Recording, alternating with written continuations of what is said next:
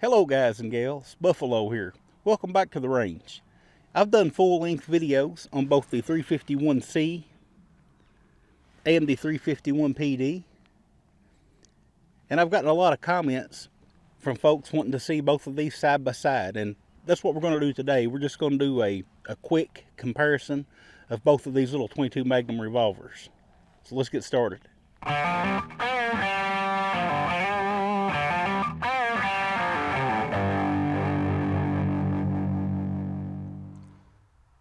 These two revolvers have a lot in common. In fact, they have a lot more in common than they do differences.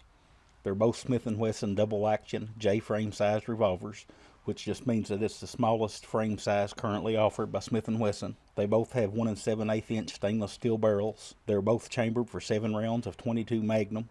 They are air lights, and they're both advertised at 11.4 ounces unloaded. And my little scale back setup, the 351C comes in right at the advertised 11.4 ounces. And so does the 351 PD. One reason they're so incredibly lightweight is because they both have aluminum alloy frames, cylinders, and barrel shrouds. They're so much alike that it'll just be easier for me to talk about their differences. I have covered both of these in full-length review videos. I'll link them in the description if you want to learn more about each one of these. There's no use me rehashing everything that I covered in those videos about these revolvers individually. So let's just talk about their differences.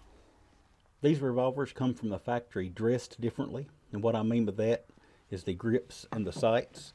The 351C comes with this synthetic rubber grip and the excess white dot front sight, while the 351 PD comes with these laminate wood grips and the high-vis fiber optic front sight. Now you can change these grips out. They're both J-frames. You can swap these grips back and forth between them, but the sights you can't really swap back and forth. This high-vis is a longer sight, and it has a longer base that sits down into that barrel shroud than the big dot. You can put the big dot over on the PD, but you can't put the high-vis over on the C.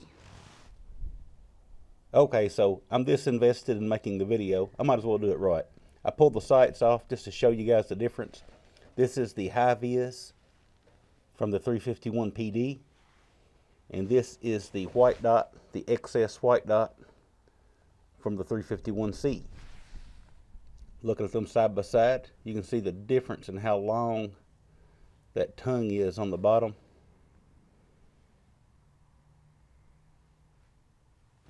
And looking at them on the actual firearms, this is the PD, this is the C. You can see the difference in the cut for those sights. If you look close, you can see that stainless steel barrel sleeve down under that aluminum shroud.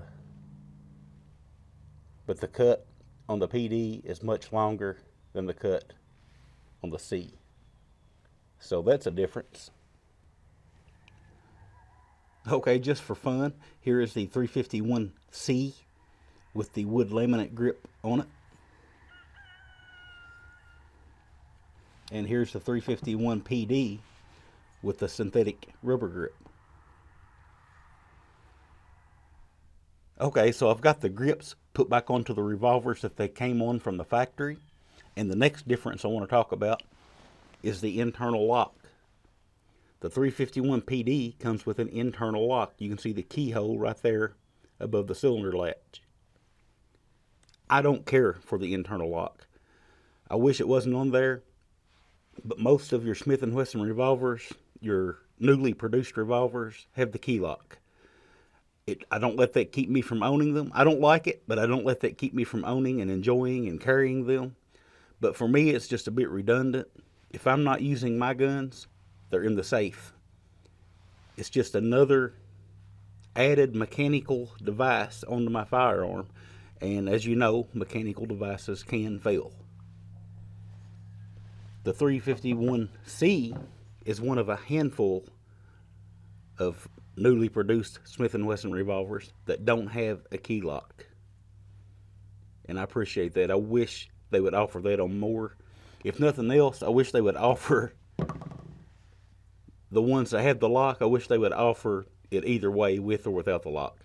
I think most people would buy it without the lock. Alright, so I'm going to talk about the biggest difference between these revolvers, and this is probably the difference that's going to dictate which revolver someone would choose if they were looking at buying one of these. At the first of the video, I stated that both of these are double action revolvers, and that's true. But the 351C is double action only, meaning that's the only way you can fire this revolver. You have to pull the trigger does all the work. It cocks the hammer and then releases the hammer so the gun can fire. It means it's going to have a long, heavy trigger pull. The 351 PD is also a double action revolver, but it's what they call a double action single action. It can be fired either way. You can fire it the same as the 351C with that long, heavy double action trigger pull, or you can cock the hammer and fire it that way. And you've manually cocked the hammer, so the trigger no longer has to perform that action, so the trigger is going to be much lighter, much easier to pull. Most people are going to have an easier time at hitting their target when firing in single action, just because you don't have that long, heavy trigger pull. The double action only, of course, the advantage is it's snag free. You can pull this from a pocket or a holster, draw it pretty much any way you want, and you don't have to worry about snagging on a garment. The only thing you could possibly snag on would be that front sight, and even it is rounded in such a way that it would be very hard to snag this gun up. This one, on the other hand, that hammer acts like a fish hook, so you have to be careful about pocket carry or carrying from a holster where you've got a garment over it. Any kind of concealed carry, be very easy to snag a garment or something on that hammer. And I know you can train around it. I've got that comment in videos before. There's ways you can train your muscle memory to draw with your thumb over the hammer and stuff like that, but still, it's an issue. It's something you have to either train around or be aware of and carry it in such a way that you won't snag it if you had to get it out in a hurry. The double action only is not only snag free, but you can see there's no dirt or debris or anything to get into that firing mechanism. You don't have to worry so much about, you don't want any revolver, if you get sand and stuff in here around the hand and the cylinder stop and stuff, dirt, you're going to have problems. But you don't have to worry about it entering through the hole in the frame where the hammer is, like you would on the 351 PD. So everything's a trade-off. If it were me choosing between these two guns, and at one time it was, but I would think about how I planned on carrying the gun. Am I okay with just shooting double action? Do I really need that single action capabilities? Because that's what it comes down to between these two. I figured while I had them out here together that we would do a trigger pull comparison between them. I do have a snap cap in here. I don't like to dry fire my rim fires without the use of a snap cap. When you do a trigger pull on a double action revolver, you have to be careful not to touch the cylinder. It will affect your reading. So, especially on these smaller revolvers, you have to be careful how you hold them. So let's see what we get with the 351C. I got 13.1 pounds. We'll zero that. I've got 2 snap caps in the 351 PD. We'll do our double action pull.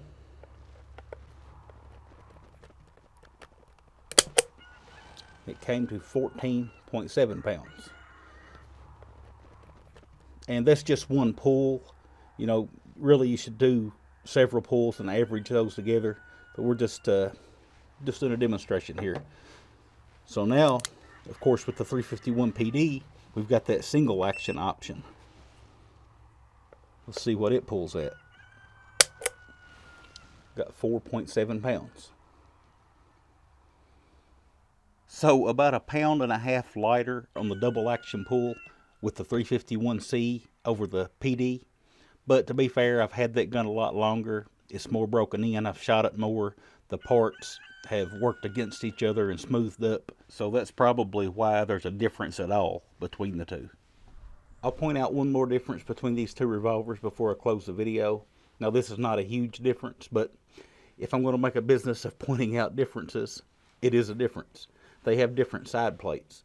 You can see that the third side plate screw on the 351C is visible right there, but it's not on the 351 PD. And the PD does have that same screw. It's just lower and covered by the grips. And that's because these have different side plates. The side plate on the 351 PD is more like a traditional side plate. It comes over the top and ends by the hammer. The side plate on the 351C, and I'll try to show you this, but Smith and Wesson does a really good job of fitting these side plates, so you can barely see the seam right here. But this side plate just runs up and back down. It never overlaps this bevel at the top. So different side plates. Not much of a difference, but it is a difference. Both of these are great little revolvers. I wouldn't have a bit of problem recommending either one of them. And if you're deciding between these two, you can't go wrong with either one of these little revolvers. They've both been 100% reliable. I haven't had any misfires. You know, people talk about misfires with rim fires, and it does happen. But I haven't had it happen with these, either one of these little revolvers. They've both shot great. They shoot, the point of aim, point of impact is calibrated perfectly. At 7 to 10 yards, you're going to put it exactly where the sights are lined up. I put this video together to answer some of the questions I've gotten about these revolvers. If I missed something or left something out, leave a comment. Let me know. Okay, so there's one more difference I should mention, and that's the MSRP. The PD has an MSRP of $839, while the C has an MSRP of $759. So about an $80 difference in the price point of these revolvers. Now, of course, the overall price should be less in store. I didn't pay MSRP for either one of these, but these little J-frame double action rimfire revolvers do bring a premium, so you may not find them for much less than MSRP, depending on where you're at.